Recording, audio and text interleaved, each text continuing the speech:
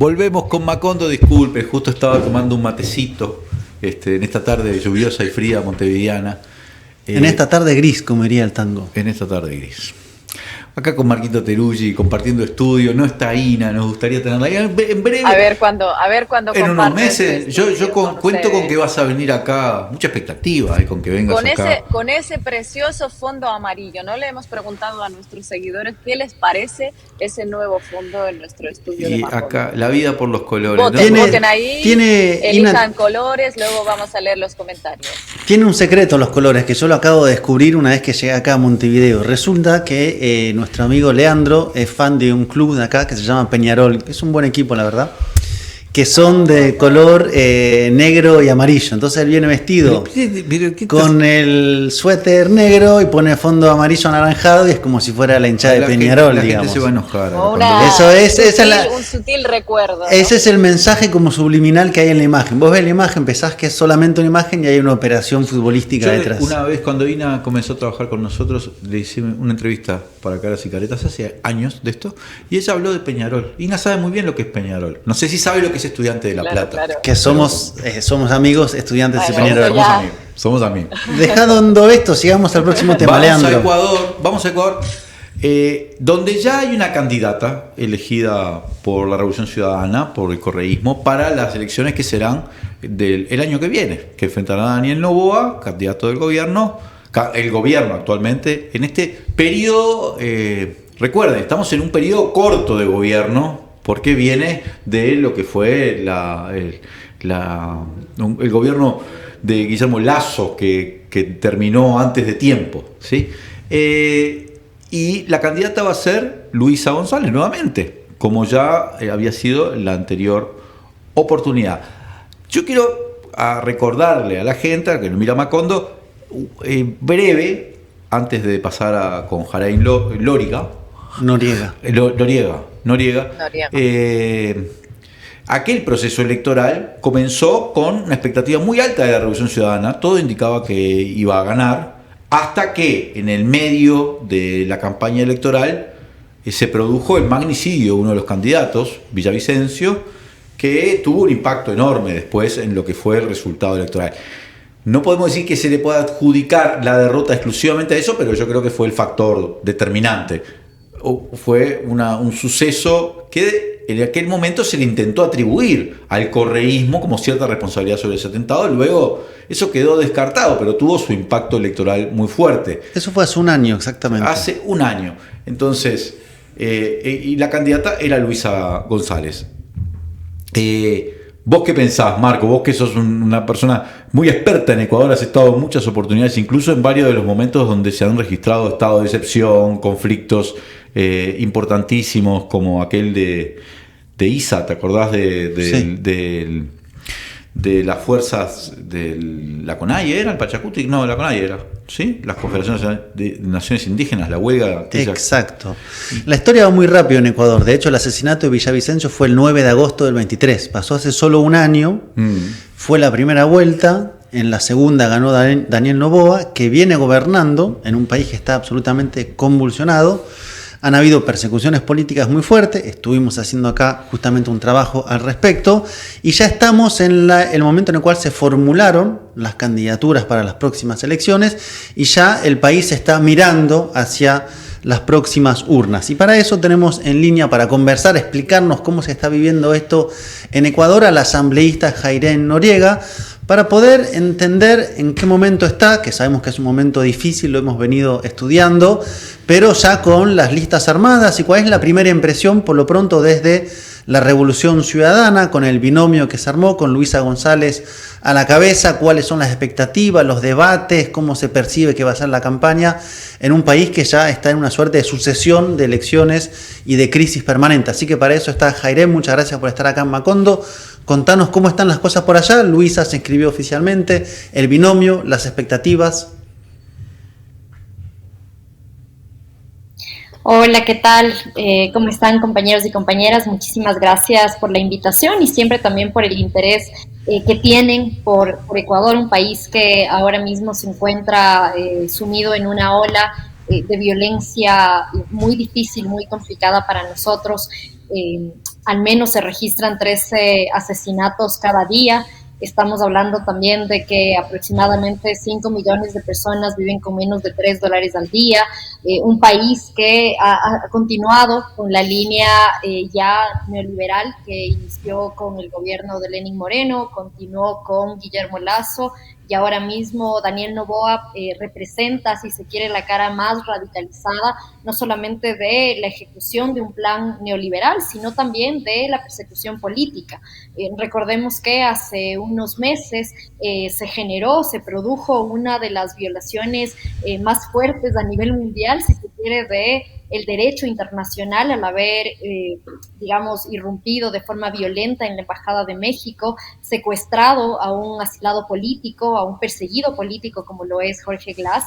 Y en ese sentido, digamos, este gobierno lo único que ha demostrado es que, contrario a cómo se vendió en campaña, ha resultado ser más de lo mismo, ¿no? Y en ese sentido, desde la Revolución Ciudadana, consideramos que es momento no solamente de, digamos, como partido político, ir hacia unas elecciones en las cuales podamos brindar una opción distinta al país, sino también buscar algunas opciones para lograr una unidad dentro de las izquierdas, no solamente una unidad entre partidos políticos, sino también entre organizaciones sociales, para poder lograr, digamos, si se quiere, un triunfo en primera vuelta y empezar la reconstrucción de este país, que será difícil porque nos han retrocedido tanto, pero digamos un poco esa es la apuesta del futuro.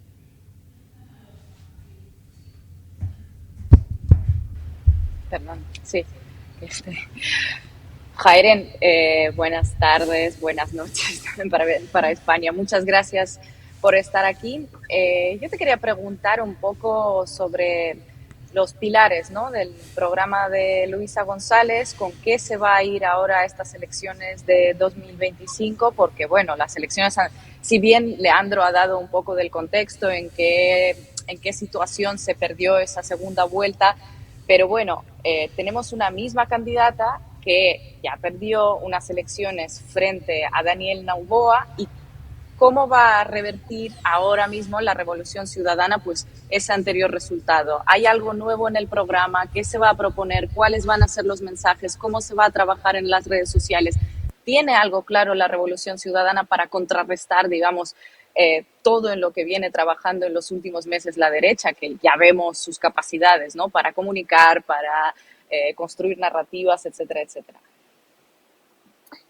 Sí, bueno, es una pregunta importante, porque creo que van dos elecciones en las cuales no hemos logrado tener un triunfo, y eso ha significado que, digamos, el país cada vez esté peor, y en ese sentido el compromiso más que nunca es mayor.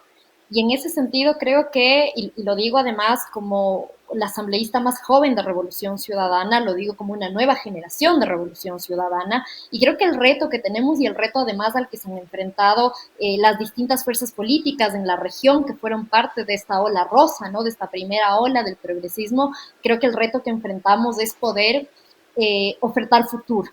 Me parece que a veces nos quedamos en la nostalgia y en la añoranza de lo que fueron nuestros proyectos políticos, que fueron exitosos. En el caso de Ecuador, el gobierno de la Revolución Ciudadana sacó a casi 2 millones de personas de la pobreza a través de una nueva constitución. En el año 2006 logramos un país que tenía una institucionalidad sólida, logramos que la educación pública sea gratuita y de calidad, logramos derechos para nuestra gente. Sin embargo, eso para generaciones como la mía, incluso más personas mucho más jóvenes que yo, eso ni siquiera está en el radar de lo que existió, porque eran tan jóvenes que no vivieron el proceso de la Revolución Ciudadana. Entonces, creo que el reto que tenemos ahora como fuerza política es tomar lo mejor del pasado, lo mejor de lo que hicimos en los 10 años de la Revolución Ciudadana, pero también poder ofertar un futuro para esas nuevas generaciones. Además, también leyendo el panorama y leyendo el mundo que tenemos ahora en el 2024, que no es el mismo mundo ni es el mismo Ecuador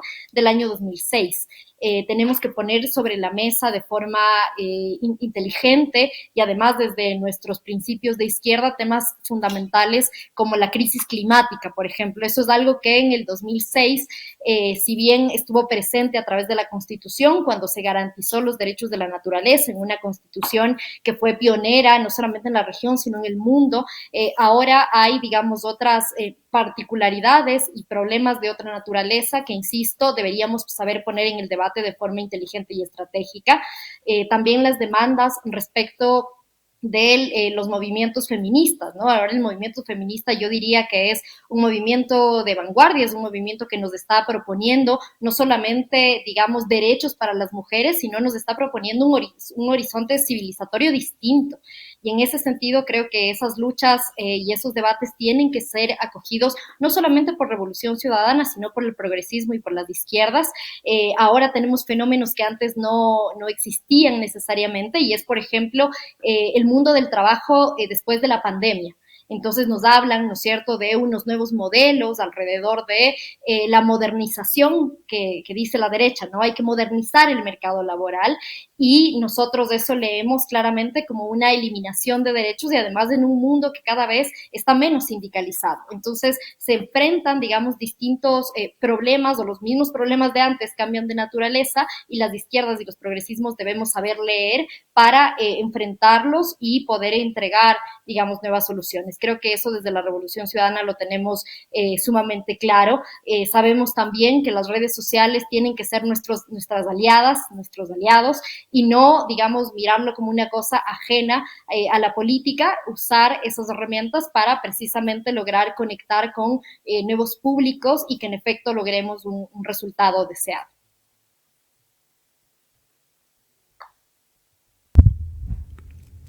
Hablábamos hace un ratito de la situación de Jorge Glass, que fue secuestrado de la Embajada de México. Hemos discutido y charlado mucho sobre el lawfare en Ecuador. Llegó en los últimos días Ricardo Patiño, ex canciller del gobierno de Rafael Correa, sobre el cual pesaba una acusación por instigación de hace varios años. Él estaba asilado en México, pero entiendo que prescribió esta acusación y que regresa para aceptar su candidatura eventualmente por la Revolución Ciudadana. ¿Es así? Sí, en efecto, nuestro compañero Ricardo Patiño fue uno de los compañeros que sufrió la persecución política que inició en el gobierno de Lenín Moreno. Para nosotros es un gusto que podamos tener al menos a uno de nuestros compañeros de vuelta en el país. Creo que eso le va a hacer bien también a nuestro movimiento político, que en su momento, y que además nos ha costado mucho desde 2019, reconstruir el movimiento sin esos liderazgos que fueron fundamentales en un primer momento de construcción política para los jóvenes, ¿no?, de la Revolución Ciudadana. Digamos, es el que nos hayan arrancado, si se quiere, de una forma tan abrupta a nuestros mayores líderes que ahora están en el exilio o incluso han sufrido cárcel y persecución, significó, digamos, una especie de orfandad política también a la interna del movimiento, y el que haya un compañero tan importante que esté ahora en las listas para la Asamblea Nacional es fundamental para nuestro proyecto político, y en ese sentido también, insisto, ¿no?, es mirar el pasado, retomar todo lo mejor que hicimos como proyecto político, pero al mismo tiempo también echar mano de esa juventud que está presente en la Revolución Ciudadana y poder ofertar también un tema de futuro. Y ahí tú mencionabas también el caso de nuestro compañero Jorge Glass, que ahora mismo es un secuestrado político por el gobierno de Daniel Noboa. Y cuando hablamos de unidad de las izquierdas, hablamos también, y uno de los principios fundamentales de esa unidad debería ser ponerle un freno a la persecución política, a la judicialización de la política, porque eso es algo que no solamente le ha hecho daño a la Revolución Ciudadana, al movimiento indígena o a nuestros compañeros y compañeras de forma individual, sino que ha significado y ha pesado, digamos, algo terrible para la democracia. Y en ese sentido, digamos, esa debería ser una de las premisas, no solamente de la izquierda y el progresismo, sino también de cualquier movimiento democrático en este país. Debería hablar de la necesidad y de la importancia de ponerle un alto a la persecución política. Jairen, hemos visto un gobierno que cuando asumió, me refiero a Daniel Noboa, decía de sí mismo que era de centro-izquierda, que planteaba pasar la página de algunos niveles de confrontación, y ha terminado secuestrando a Jorge Glass, Hace poco estuvimos hablando del caso de la periodista Alondra Santiago, que fue expulsada del Ecuador. Es decir, un gobierno que se ha de alguna manera endurecido y ha hecho de la política de la mano dura y la persecución otra vez una forma de construir política dentro del Ecuador. ¿Eso le ha dado resultado en términos de popularidad? ¿Ves a un gobierno que está bastante fragilizado y va a ir a las elecciones con pocas posibilidades? ¿Lo ves competitivo? ¿Cómo analizás, porque uno presupone que está con su aspiración a ser reelecto, al presidente y a su nivel de aceptación? Es un gobierno que lleva pocos meses, le quedan pocos meses, pero en ese tiempo optó efectivamente por una suerte de reactualización de la línea dura, confrontativa, persecutoria. ¿Cómo ves que está su popularidad, su aceptación en este país que está en esta zona de crisis permanente? Sí, ahí yo diría varias cosas e intentaría hacer este análisis más, si se quiere, desde la sociología y la ciencia política, más que desde yo como actora política. Y yo diría al menos dos cosas. Lo primero es que el Daniel Noboa presidente, el Daniel Noboa de ahora, no es el Daniel Noboa de la campaña. Y eso no, digamos, no lo digo como un eslogan, sino como digamos, como algo que analizar de cara a las elecciones. En el sentido en que Daniel Noboa, en parte, digamos, logra su triunfo porque ocupó un lugar en la campaña que no lo ocupó nadie más. Y es este lugar del candidato de la conciliación, del candidato de la no confrontación, del candidato que estaba más allá del correísmo y el anticorreísmo, del candidato que incluso, recordemos que, de hecho, ayer se cumplió un año de las elecciones de este 20 de agosto que logró una mayoría para parar la explotación en el bloque 43, en el Parque Nacional Yasuní, que logró también un resultado de casi el 70% también de toda la minería andino, que es una parte que hace, digamos, de una biosfera que es de protección especial. Entonces, él, de hecho, apoyaba, ¿no es cierto?, estas causas de la conservación del medio ambiente, digamos, era un candidato que sintonizaba o que parecía sintonizar con ciertas demandas como, digamos, la equidad de género, el cuidado del medio ambiente, etc. Entonces, ese candidato que logró esa aceptación en las elecciones ya no es el mismo Daniel Noboa que ha venido gobernando. Entonces, ahí, de cara al análisis de lo que va a pasar a futuro, me parece que habrá que mirar qué actor político ocupa ese lugar que en campaña ocupó Daniel Noboa, porque Daniel Noboa no va a poder volver a ocupar el mismo lugar que ocupó en campaña, porque evidentemente, insisto, él ahora mismo es la cara más radicalizada de una agenda neoliberal que trajo de vuelta al Fondo Monetario Internacional y de una agenda también de odio y de persecución que él en campaña al menos rechazaba, digamos, se hacía de lado de esa agenda de persecución y de odio, y ahora más bien él es la cara más radicalizada. Entonces, eso como primer elemento. Y como segundo elemento respecto de las cifras, me parece que hay que leer las cifras en su integralidad.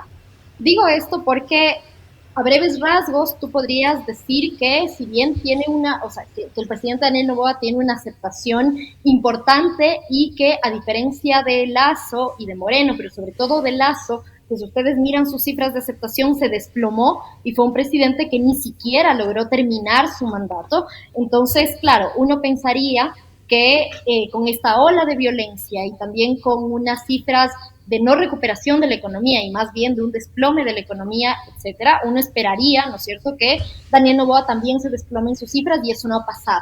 Y si tú lees esa cifra en particular, puedes decir, bueno, llega fuerte a las elecciones. Pero cuando digo que hay que leer las cifras en su integralidad, si tú lees, ¿cierto?, por ejemplo, qué es lo que dice la gente de si espera a un futuro, si ve el Ecuador que va por buen camino o por mal camino, la gente te dice, el Ecuador va por mal camino. Cuando le preguntas a la gente, ¿usted cree que va a estar mejor, peor o igual a futuro? Entonces te dice igual o peor. Entonces, y otras cifras, para mí, lo digo más desde como sociológicamente, digamos, son unas cifras frágiles, las de la aceptación de Daniel Noboa, porque la gente dice, bueno, tal vez está haciendo un buen trabajo, pero el país no está cambiando. Entonces la gente en este momento no está contenta con lo que está pasando en el país. y entonces está buscando un cambio. El candidato o la candidata, la fuerza política que represente ese cambio, me parece que va a ser la fuerza política que va a terminar triunfando en estas elecciones, porque claramente la gente te está diciendo que el país no va por buen camino. Entonces, el candidato o candidata que genere ese contraste con Daniel Noboa y con su proyecto de poder será para mí el candidato que logre, digamos, vencer en las elecciones. Jairen, una última por mi parte, hablando precisamente de ese diagnóstico, ¿no? De que el país no va por el buen camino. Eh, Llevamos meses analizando esos índices de violencia en Ecuador. Hace unos meses se celebró pues, un referéndum, una consulta, que será básicamente una consulta para blindar esas políticas punitivistas. Recuerdo que de alguna forma se presentó como la solución, ¿no?, a esa ola de violencia que asola el país. Te quería preguntar si ha cambiado algo en estos meses después de esa consulta, si esas políticas de buquelización, ¿no?, de los ambientes cambian algo, mejoran algo, al menos a corto plazo, o sigue todo igual, cómo están los índices de violencia ahora y cómo es la percepción, y sobre todo cuál es el plan de revolución ciudadana para afrontar este problema, ¿no?, que es el principal, ¿no?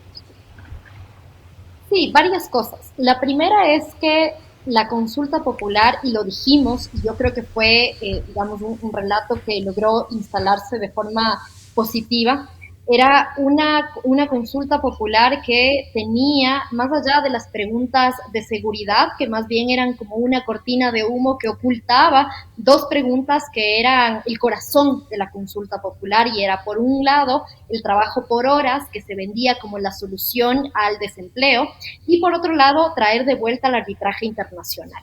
Y además, estas dos preguntas, ¿no es cierto?, eran luego, ¿no?, cuando tuvimos acceso a la carta de intención que firmó el Ecuador con el Fondo Monetario Internacional, y luego todo el acuerdo, da cuenta de que eran políticas que surgían, o que eran preguntas que surgían de este acuerdo con el Fondo Monetario Internacional. Entonces, en estas dos preguntas, la gente votó que no, y en el resto de preguntas de seguridad, la gente votó que sí, ¿no? Preguntas de, digamos, de populismo penal, preguntas que no apuntaban a dar una solución integral al problema de la seguridad, sino que más bien, insisto, eran preguntas que hacían parte de una cortina de humo. Y eso, digamos que lo dijimos en su momento, el tiempo nos está dando la razón, en el sentido en que la inseguridad en el país, de la consulta popular hacia acá, no ha disminuido, por el contrario, cada vez el contexto ecuatoriano se vuelve mucho más violento. Las formas en que los grupos de delincuencia organizada están actuando se recrudecen cada vez más, algo que a mí me rompe el corazón y que creo que demuestra el punto de no retorno en el que estamos en este momento. Es saber que ahora mismo hay lo que han llamado, a mí me parece un nombre terrible, pero lo que han llamado escuelas de sicarios, es decir, niños de 10, de 11, de 12, de 13 años que están ahora mismo capturados por bandas de delincuencia organizadas para, digamos, llevarlos, ¿no es cierto?, a que realicen actos delictivos. Entonces, en ese sentido, Daniel Noboa no está haciendo nada. De hecho, si tú miras, por ejemplo, la ejecución presupuestaria de las distintas carteras de Estado, incluido seguridad, es una ejecución presupuestaria paupérrima, y eso da cuenta también de que quien dirige la economía del país no es el ministro de Finanzas, sino es el Fondo Monetario Internacional, que lo que te dice claramente es, bueno, hay que reducir el déficit presupuestario, y una de las formas es, bueno, evitando gastar, evitando tener gasto público, ¿no? Y ese gasto público es salud, ese gasto público es educación, ese gasto público es seguridad. Y conectando con lo que tú me preguntabas de, bueno, ¿qué piensa hacer la Revolución Ciudadana al respecto? Es precisamente recuperar el Estado, ¿no? Recuperar la institucionalidad del Ministerio del Interior, del Ministerio de Gobierno, recuperar un ministerio que se eliminó en la época de el presidente Lenín Moreno, que es el Ministerio de Justicia, recuperar el control sobre las prisiones, y también algo que es fundamental y de lo que no se habla mucho porque puede ser peligroso, voy a poner entre comillas, y es una depuración hacia las Fuerzas Armadas, una depuración dentro de la Policía Nacional, una depuración también en todo lo que tiene que ver con el sistema de justicia, porque claramente vemos que los grupos de delincuencia organizada y el narcotráfico han permeado distintas digamos, espacios del Estado, y tú no puedes decir que vas a llenar las cárceles o vas a construir más cárceles y que de esa forma se va a controlar el problema de la seguridad, porque fundamentalmente lo que está, las bandas de delincuencia organizada, los grupos que están operando en este país están operando al más alto nivel. Y si no hablamos con seriedad de una depuración, insisto, de Fuerzas Armadas, de la Policía Nacional y también de la justicia, entonces no habrá plan de seguridad posible que pueda hacer que este país vuelva a la paz y a la tranquilidad. Así que por ahí va un poco nuestra oferta de gobierno. Muchas gracias, Jair Noriega, por habernos acompañado. Vamos a seguir atentamente como hemos hecho siempre, lo que sucede en Ecuador y lo que se viene ahora en materia de campaña electoral, que suponemos que va a ser una campaña intensa, aunque eventualmente también atravesada por nuevos episodios de Lofer, porque en Ecuador es una cosa como de todas las semanas. Esperemos que, bueno, y nuestra solidaridad, que lo hemos dicho ya con Jorge Glass, que efectivamente sigue secuestrado. De hecho, entiendo que Claudia Sheinbaum dos países no invita a su protesta, a su asunción del 1 de octubre, a Perú y a Ecuador, a partir de lo que sucedió en la Embajada de México hace no mucho tiempo. Gracias, Jair Noriega, por habernos acompañado. Gracias a ustedes, un abrazo grande. Y Marquito y Ina, nos vamos antes. Pero, dos cosas. La primera, la noticia de Venezuela. Eso, me iba a referir. Bueno, adelante. Iba a referirme a eso, en realidad. Muy brevemente, porque para ir siguiendo el hilo. Despidan primero de los suscriptores de DirecTV, que ya nos van a cortar. Ya saben que nos pueden seguir a través del canal de YouTube de Caras y Caretas. Y sí, la noticia de Venezuela es que el Tribunal Supremo de Justicia reconoció la victoria de Nicolás Maduro y refrendó los resultados que fueron anunciados por el Consejo Nacional Electoral. Pero le pidió, no se han publicado actas, exhortó al Consejo Nacional Electoral a publicar en el Boletín Oficial Electoral los resultados desagregados. Sí, pormenorizados. No está claro si eso va a implicar una publicación o no de las actas, o va a ser... En el Boletín Oficial lo que se publican son resultados. Como en todas las elecciones. Que uno entra, es Estado, el acto parroquia, centro y mesa. Esto existe. Claro, y en tal mesa ganó tal candidato, que después, por el momento no está disponible. Después lo otro es si el CNE o no va a publicar, porque mostraron imágenes en el Tribunal Supremo de Justicia, en la sala electoral. En el peritaje. Estaban todos con viste que en Venezuela usan eso, ¿no? Campera, gorro, en México creo que también. Sala electoral, estaban todas las cajas, técnicos.